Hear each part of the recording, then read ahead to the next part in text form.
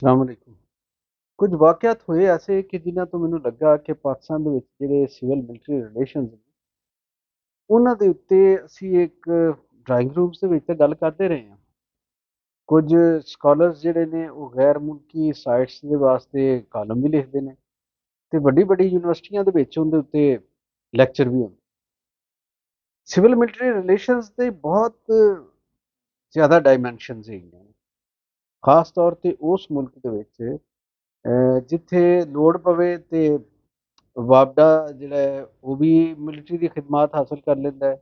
ਮਹਿਕਮਾ ਤਾਲੀਮ ਦੇ ਵਿੱਚ ਖਰਾਬੀਆਂ ਦੂਰ ਕਰਨੀਆਂ ਹੋਣ ਤੇ ਉੱਥੇ ਵੀ ਫੌਜ ਦੀ ਜ਼ਰੂਰਤ ਪੈ ਜਾਂਦੀ ਹੈ। ਸੀਪੈਕ ਬਣੇ ਤੇ ਉੱਥੇ ਵੀ ਫੌਜ ਦੀ ਲੋੜ ਪੈ ਜਾਂਦੀ ਹੈ। ਔਰ ਫਿਰ ਜੋ ਗੈਰ ਮੁਲਕੀ ਸਰਮਾਇਆਕਾਰੀ ਦਾ ਮਾਹੌਲ ਠੀਕ ਕਰਨਾ ਹੋਵੇ ਤੇ ਉੱਥੇ ਵੀ ਜਨਾਬ ਖਸੂਸੀ ਸਰਮਾਇਆਕਾਰੀ ਸਹੂਲਤ ਕੌਂਸਲ ਦੀ ਸ਼ਕਲ ਦੇ ਵਿੱਚ ਐਸਾ ਇਦਾਰਾ ਬਣ ਜਾਂਦਾ ਪਲੇਟਫਾਰਮ ਜਿੱਥੇ ਅਸਕਰੀ ਕਿਆਦਤ ਦੀ ਨੁਮਾਇੰਦਗੀ ਹੁੰਦੀ। ਇਸ ਤੋਂ ਇਲਾਵਾ ਵੀ ਹਰ ਜਗ੍ਹਾ ਦੇ ਉੱਤੇ ਸਾਨੂੰ ਇਹ ਨਜ਼ਰ ਆਉਂਦਾ।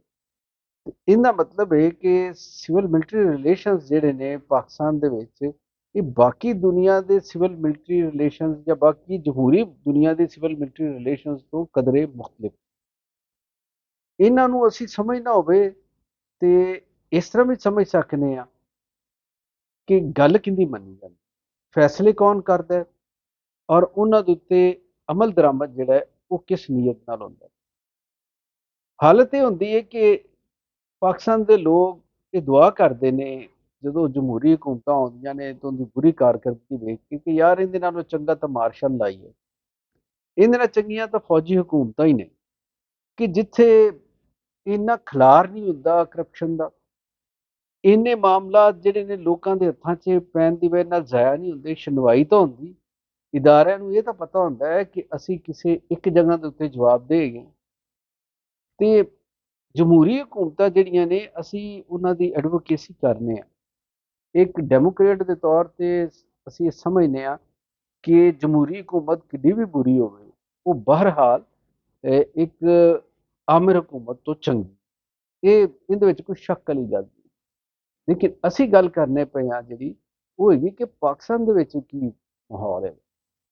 ਤੇ ਇੱਕ ਤਾਜ਼ਾ ਵਾਕਿਆ ਹੋਇਆ ਬਹਾਵਲ ਨਗਰ ਦਾ ਜਿਹਦੀ ਵਜ੍ਹਾ ਨਾਲ ਮੈਂ ਸਿਵਲ ਮਿਲਟਰੀ ਰਿਲੇਸ਼ਨਸ ਦੀ ਗੱਲ ਛੇੜ ਦਿੱਤੀ।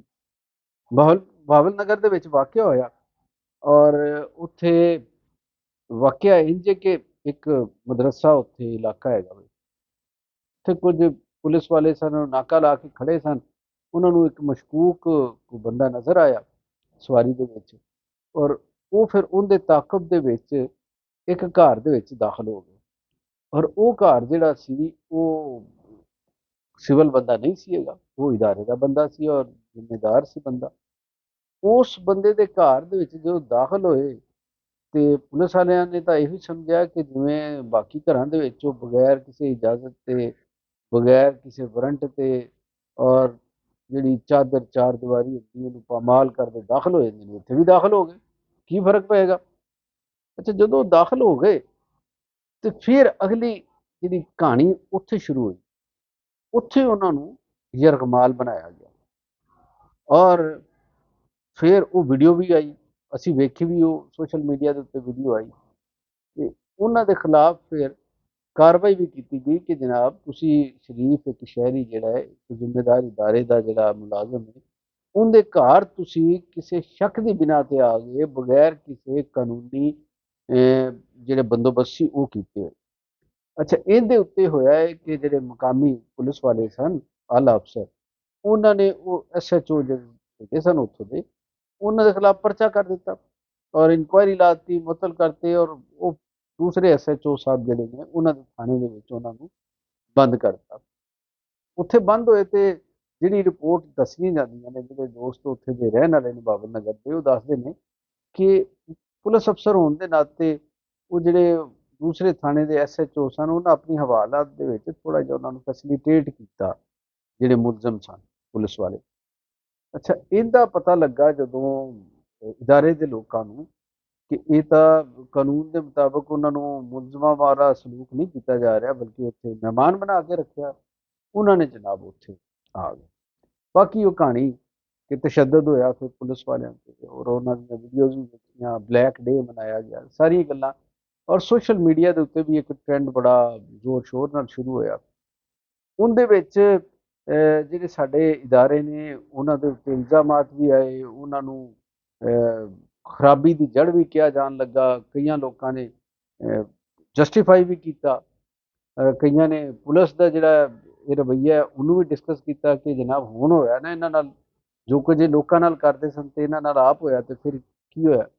ਖੈਰ ਗੱਲਾਂ ਮੁਖਤਲਿਫ ਨੇ, ਲੇਕਿਨ ਸਾਡਾ ਜਿਹੜਾ ਮੌਜੂ ਹੈ ਇਹ ਸਾਰੀ ਸੂਰਤ ਹਾਲ ਤਾਂ ਤੁਹਾਡੇ ਸਾਹਮਣੇ ਆ ਗਈ, ਪਰ ਸੂਰਤ ਹਾਲ ਸਾਹਮਣੇ ਆਉਣਾ ਕਾਫੀ ਨਹੀਂ ਹੁੰਦਾ।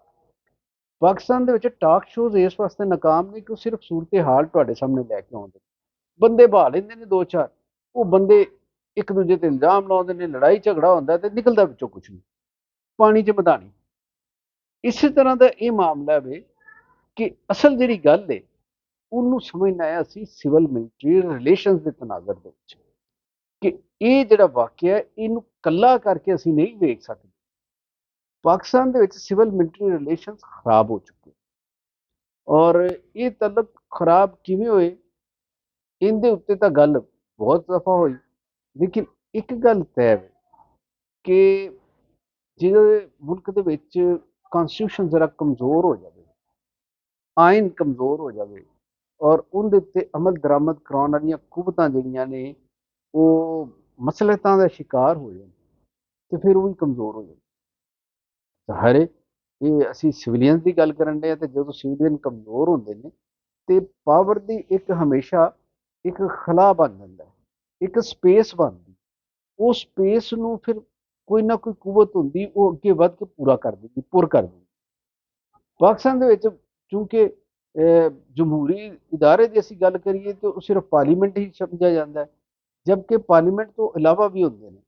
ਸਭ ਨਾਲੋਂ ਵੱਡੇ ਜਮਹੂਰੀ ਇਦਾਰੇ ਮੇਰੇ ਖਿਆਲ ਦੇ ਵਿੱਚ ਜਿਹੜੇ ਨੇ ਉਹ ਬਲਦਿਆਤੀ ਇਦਾਰੇ ਹੁੰਦੇ ਨੇ, ਤੇ ਬਲਦਿਆਤੀ ਇਦਾਰੇ ਹੁੰਦੇ ਹੀ ਨਹੀਂ ਇੱਥੇ। ਖਾਸ ਤੌਰ ਤੇ ਜਿਹੜੀ ਵੀ ਜਮਹੂਰੀ ਹਕੂਮਤ ਆਉਂਦੀ ਉਹ ਸਮਝਦੀ ਹੈ ਕਿ ਬਲਦਿਆਤੀ ਇਦਾਰੇ ਉਹਨਾਂ ਦੇ ਇਖਤਿਆਰਾਤ ਦੇ ਉੱਤੇ ਇੱਕ ਚੈੱਕ ਰੱਖਣਗੇ।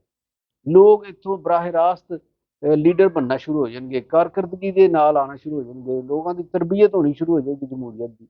ਤੇ ਜਿਹੜੀਆਂ ਜਮਾਤਾਂ ਨੇ ਖਾਨਦਾਨੀ ਉਹ ਇਸ ਸਿਸਟਮ ਦੀ ਹੌਸਲਾ ਸ਼ਿਕਨੀ ਕਰਦੀਆਂ ਨੇ, ਤੇ ਉਹ ਜਿਹੜੀ ਐਲੀਟ ਹੈ ਸਾਡੇ ਮੁਲਕ ਦੇ ਵਿੱਚ ਜਿਹੜੀ ਮਾਮਲਾ ਨੂੰ ਚਲਾਉਂਦੀ ਉਹਨੂੰ ਵੀ ਸ਼ਾਇਦ ਇਹ ਗੱਲ ਸੂਟ ਕਰਦੀ, ਕਿਉਂਕਿ ਉਹ ਸਮਝਦੇ ਨੇ ਕਿ ਮਿਲਟਰੀ ਐਸਟੈਬਲਿਸ਼ਮੈਂਟ ਦੇ ਨਾਲ ਮਿਲ ਕੇ ਜਾਂ ਉਹਦੇ ਨਾਲ ਕੋਆਰਡੀਨੇਸ਼ਨ ਦੇ ਨਾਲ ਉਹ ਥੱਲੜੀਆਂ ਕਲਾਸਾਂ ਨੂੰ ਪਾਵਰ ਗੇਮ ਤੋਂ ਬਾਹਰ ਰੱਖ ਸਕਦੇ।